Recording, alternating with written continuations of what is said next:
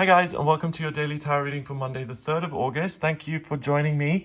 I'm using the Star Spinner Tarot for this reading. I love this deck. I only got it recently and I've totally converted to being a big fan of the Star Spinner Tarot. I got it because I like the images, I like bright colors and things, but when I got it, I noticed that the cards are quite thin. So I thought, I'm not sure if I really like that. But despite the consistency of the cards, this has really become one of my favorite decks. So if you're buying cards and you like bright colors, I love this deck. Okay, let's have a look at what the Star Spinner Tarot wants you to know today. Monday the 3rd of August. We've got the Three of Chalices. Oh wow, we had that yesterday. Oh no, it's the Princess of Chalices. So it's the Knight of Chalices, the Knight of Cups. Then we have the Eight of Pentacles, Eight of Coins, someone working very hard. And finally, the Princess of Coins. Interesting. So we have princesses. Princesses usually go through some sort of learning curve where they are shamed into being more generous. Or they're usually told, oh, you're such a spoiled brat and don't you know how good you have it, when they're faced with, you know, the hardships of the real world, and they grow up and they become responsible and they help everyone else. So that's a big theme here of learning and just getting to grips with certain things. And then we have this young guy in the middle as well, learning how to make these clocks consistently.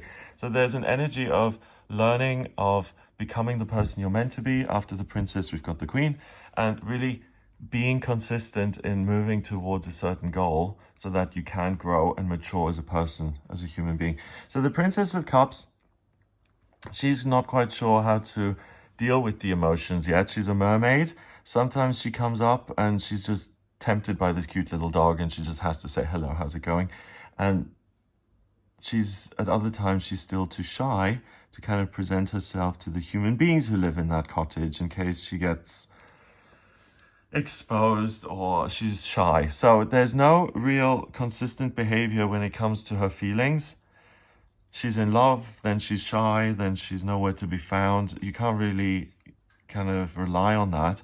And the princess or the Knight of Cups always has to go through either being too emotionally available, being codependent, or doing everything for other people's approval, growing out of that and becoming someone who is loving and kind and keeps their heart open, but who also has boundaries in place and who knows their own value and their own worth. Because why would a princess who is a mermaid be hiding from these people? It makes no sense. So it's getting to a place where you know your own worth. You know that if you love someone, that is a miracle in itself.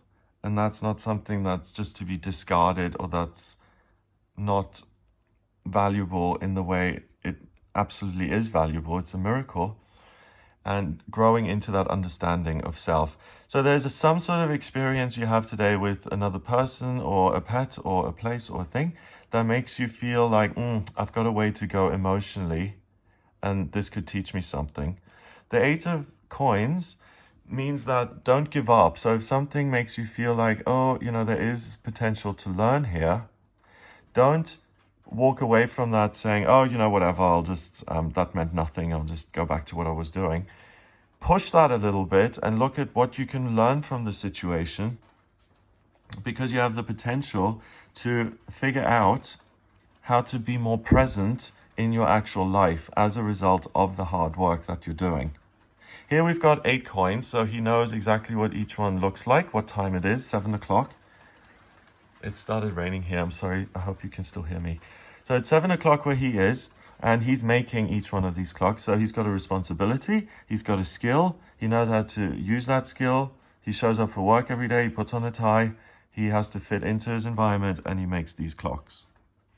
The Princess of Coins is someone who's just pondering this pentacle. Oh, I've never seen this before. Meantime, she's living in this beautiful garden and she's got this frilly little tinsel dress that she shakes around when she dances and drinks champagne and does the jitterbug.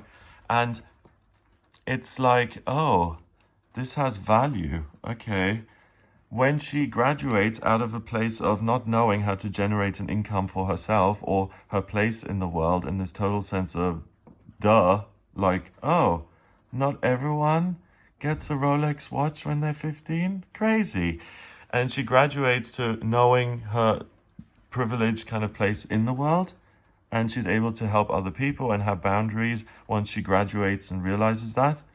And she's no longer in that place of, oh, I don't know how to use myself as a way to generate wealth and income. You know, that's the other thing about the princess of coins. She's got all of these skills, and she's, let's say she's beautiful and she's a dancer and she's an actress and she's a piano player, and she's able to escape people who misunderstand her and really paint a fantasy or represent a fantasy that other people can project onto her. So she could be a rock star or a piano player or an artist or whatever she chooses. And the real tragedy is when people who are that talented don't realize that they can use their talent to create a wonderful life for themselves. So like a shoe designer who doesn't realize that his shoes actually have market value, and by blessing the world with his wonderful designs, he could actually put himself in a wonderful situation. So both of these princesses, and even the word princess is almost like an insult these days. It's like, okay, princess, what else can I do for you? You know, it's that assumption of you're spoiled, you don't know how good your life is, and you need to grow up. And here it's saying that you can learn about yourself emotionally, how to love yourself and others, who you are, by facing things that are difficult today and continuing to work with them even if they feel uncomfortable. And if you suddenly notice that you have no idea how to translate your own worth via worldly methods to create wealth and abundance for yourself, by figuring that out and applying yourself to that, saying, how can I use these tassels to entertain the masses? How can I do that? So for instance, start throwing a concert or applying to a local music venue where you can play once a week. Applying yourself to that is going to show you your own value and how you can consistently add value to the world, which then teaches you something about yourself, that you innately are valuable and you can always do this, and you're sitting on a talent that you can sit on, or that you're going to be sitting on for the rest of your life, and that you can always transform into productivity, work, abundance. She becomes the queen. She realizes how she wants to work, when she wants to work, what makes her the happiest, as well as other people. So it's about your emotions towards work, emotions towards other people you work with, your own knowing your own value. Is that a sentence? No. It's starting to understand your own value and how you can apply your own value, and how to appreciate the good things that you've already got. By continuing to work on that and focusing on that, you find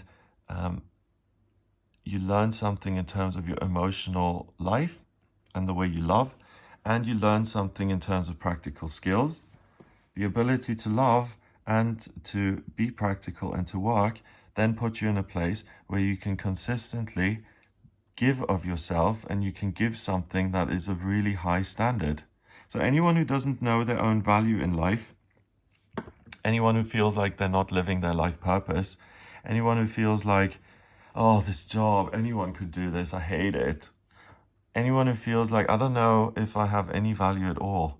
This is your day to work on something you love, to share it with other people, to see how you can be consistent with that and how you can make it a job, your life purpose, a career.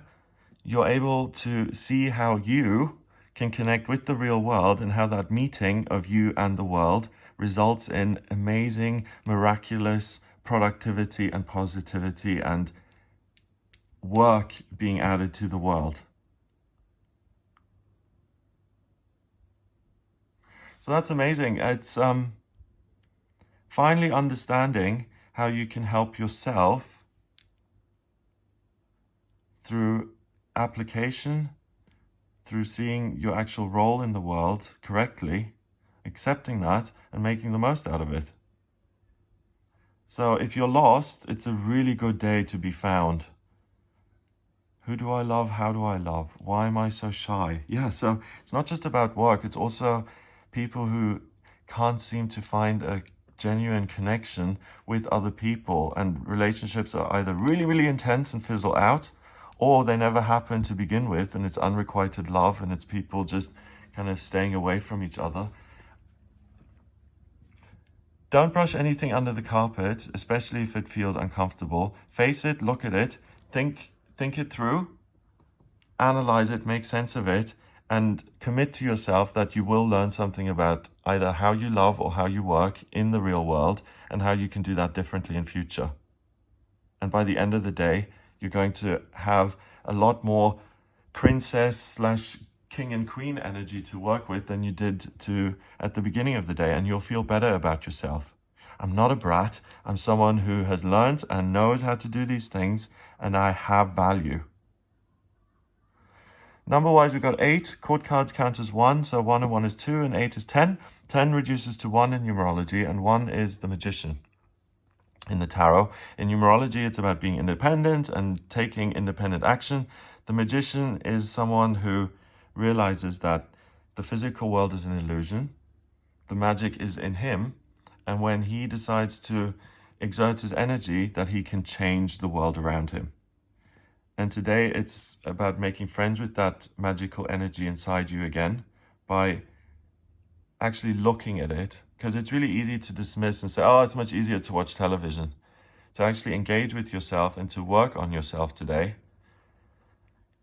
ding, you'll really have a eureka moment about what you're able to achieve. So you're able to rediscover your own inner magician.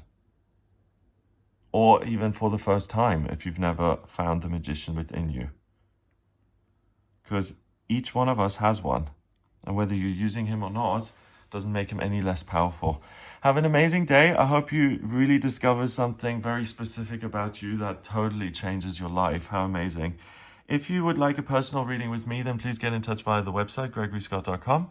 Click on the Book Your Readings button on the front page to order your reading with me. In my personal readings, I can answer any questions you have. I use astrology, tarot, and numerology. So if you're wondering where to live, or your financial potential, or your vocational aptitudes, or life purpose, or love life, or strengths and weaknesses, or you have any questions at all, then please just get in touch via the website, gregoryscott.com. If you like this video, then please hit the like button, give it a thumbs up. Click subscribe to join us here on the channel, and share the video online if you really like it. Have an amazing day and a wonderful start to the week, and I'll speak to you tomorrow.